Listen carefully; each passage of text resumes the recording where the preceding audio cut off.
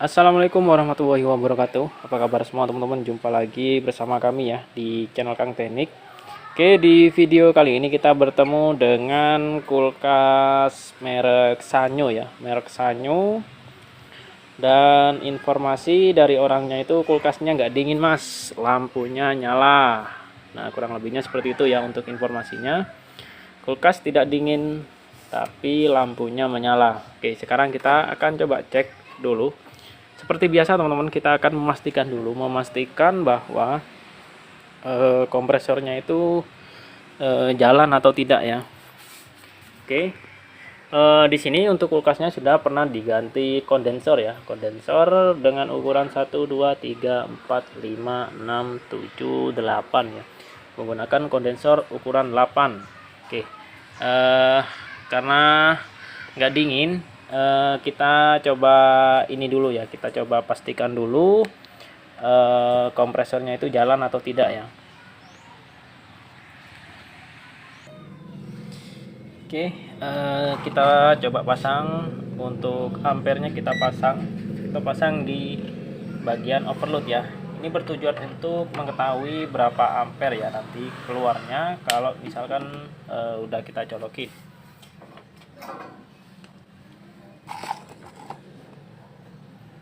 Oke, ampernya nggak kelihatan. Oke, langsung aja kita colokin ya. 1 2 3. Di sini untuk ampere sekitar 3 ya. Ini kita segera cabut. Ampernya berada di 3,2 ya. Tadi ampere berada di 3,2. Itu artinya kompresornya itu nggak bisa jalan ya teman-teman.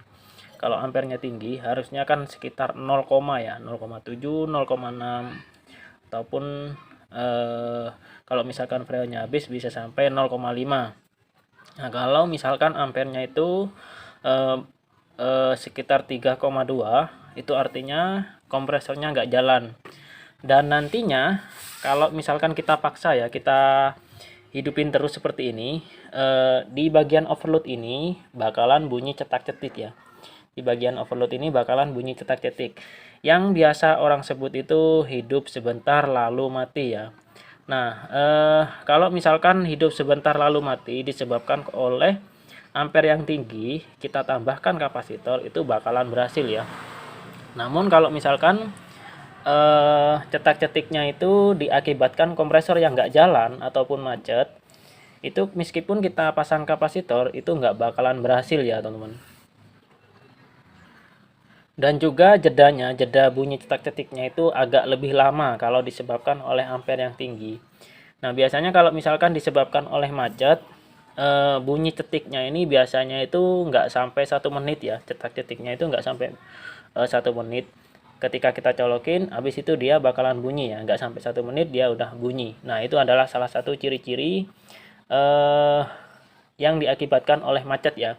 Dan nantinya bakalan kedengeran ya kalau misalkan kita colokin langsung bunyi cetik gitu ya, itu artinya kompresornya macet. Dan di bagian kompresor itu nggak bakalan jalan. Nah ciri-cirinya kalau misalkan kalian itu nggak bisa nentuin ya apakah jalan atau tidak, itu kalian bisa cek di bagian evaporator. Harusnya kalau misalkan kompresor jalan, di bagian evaporator itu ada suara desis ya, ada suara desis. Nah kalau misalkan bunyi cetiknya itu nggak sampai 1 menit, itu udah fix bisa diakibatkan dari macet ya. Nah kalau seperti itu kalau misalkan kita pasang kapasitor itu nggak bakalan berhasil ya. Cetik beda lagi kalau misalkan bunyi cetiknya itu agak lama lah, sekitar beberapa menit, dengan catatan kompresor itu berjalan ya. Kompresor berjalan, di dalam evaporator itu ada suara desis. Nah itu berarti kemungkinan besar ampernya tinggi. Kalau misalkan dalam beberapa menit itu atau beberapa jam mati, itu kemungkinan ampernya tinggi, bisa ditambahkan dengan kapasitor. Kalau seperti itu pasti berhasil.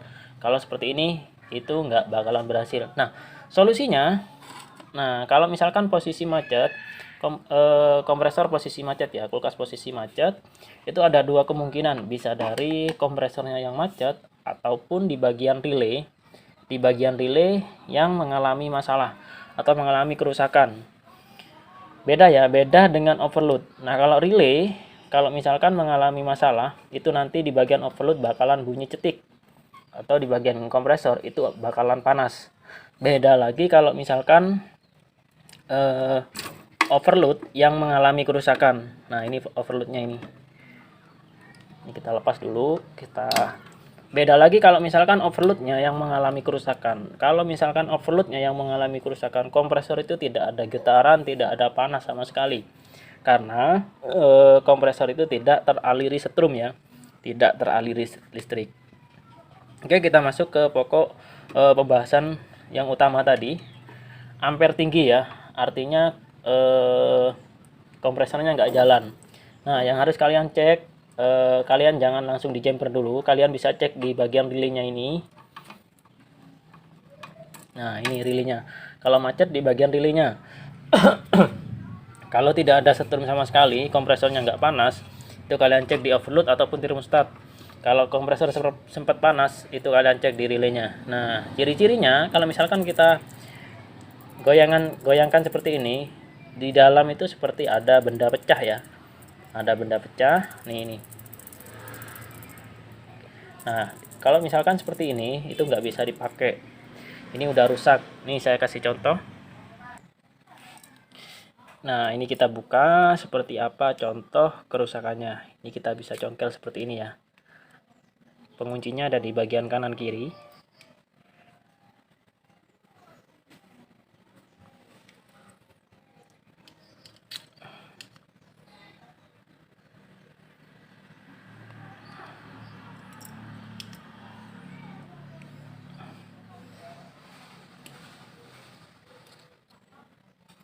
Oke, seperti yang kalian lihat di sini untuk bimetalnya itu udah banyak yang pecah. Ini kalau misalkan udah pecah seperti ini nggak bakalan bisa hidup ya, kompresornya nggak bakalan bisa hidup. Kita coba keluarin dulu. Nah, nih pecahannya harusnya bulat ya untuk bimetalnya. Ini pecahannya banyak nih, tuh.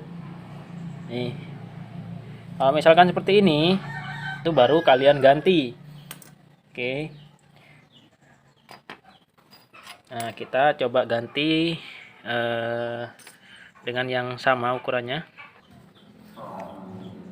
Oke, di sini untuk relay yang kita ganti nih. Nah, untuk penggantian relay sendiri itu samakan dengan yang aslinya. Kalau misalkan aslinya itu menggunakan kaki kanan, soket kanan ya, ini soket kanan, soket kiri. Nah, kalau misalkan menggunakan soket kanan, kita harus mengganti dengan soket kanan. Karena kalau misalkan kita pasang di soket kiri itu nggak bakalan hidup ya kulkasnya. Oke, lalu Mas, bagaimana kalau misalkan soketnya itu ada 3 atau ada 2 atau ada 4? Nah, tetap teman-teman, meskipun ada 3 ataupun 4, kakinya itu tetap berada di posisi sini ya. Jadi yang 3 ataupun yang 2 itu kalian biarkan. Jadi nggak masalah, meskipun pakai yang kaki 4 tetap bisa, dengan catatan kalian samakan ya posisi kakinya ini, kaki soketnya ini. Jadi ini kan posisi kanan, ini kita pasang di posisi kanan. Nah, seperti ini ya. Ini kita coba pasang kembali. Overload untuk pemasangannya, overload dulu ya. Habis overload baru relaynya. Ini. Oke, selesai. Selanjutnya kita akan pasang ampere. Nanti apakah masih macet atau tidak. Ini kita coba langsung hidupkan lagi. 1, 2, 3. Oke, kedengaran ya suara kompresor berjalan. Dan di sini untuk ampere itu berada di 0,8 ya. Nanti ini bakalan turun ya. Karena kalau misalkan pada saat start awal biasanya itu ampernya masih tinggi karena tekanan juga masih tinggi. Nah, di sini udah mulai turun. Yang tadinya ampere itu berada di 3,2 sekarang menjadi 0,8. dan nantinya ini bakalan turun menjadi 0,7. Nah, ini kelihatannya turun menjadi 0,7. 0,7. Nah, artinya kulkas ini sudah berhasil ya, berhasil diperbaiki, dan kalian bisa cek di bagian kondensernya, harusnya panas. Kalau misalkan panas, nah ini udah mulai panas nih. Kalau misalkan sudah panas, itu artinya freonnya masih full, masih normal. Jadi sudah berhasil ya dengan cara itu, jadi nggak perlu ke mana-mana lagi. Oke, kalau saya lihat di komentar-komentar sebelumnya, itu ada yang sempat bilang seperti ini, Mas, saya sudah ganti relay, tapi kok masih nggak mau jalan ya kompresornya, overloadnya sampai panas. Nah, kalau misalkan kondisi seperti itu, yang perlu kalian cek, kalian pastikan dulu untuk soketnya ini yang benar ya.